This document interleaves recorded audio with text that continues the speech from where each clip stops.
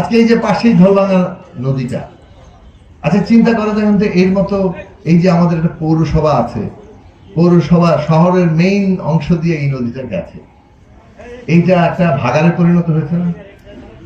সবাই ময়লা টলা এখানেই ফেলে না, ডাস্টবিন নাকি এটা আমাদের শহরের সবচেয়ে বড় সৌন্দর্য?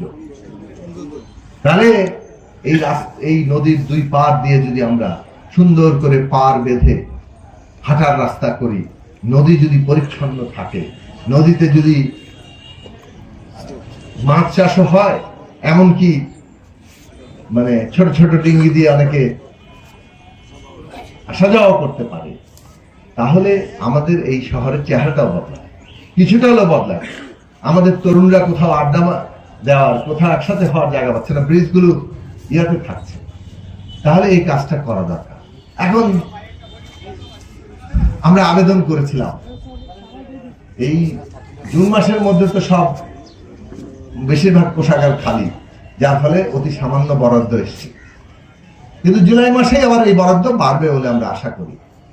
এবং আমরা মূলত প্রধান দিয়েছি এই প্রকল্প, কাজ শুরু হয়ে যাবে, কিছু টাকা এসে গেছে, পৌরসভা এই কাজ শুরু করে দিয়েছে। আপনারা সবাই কি সহযোগিতা করবেন? হয়তো এই আপনাদের পার্টি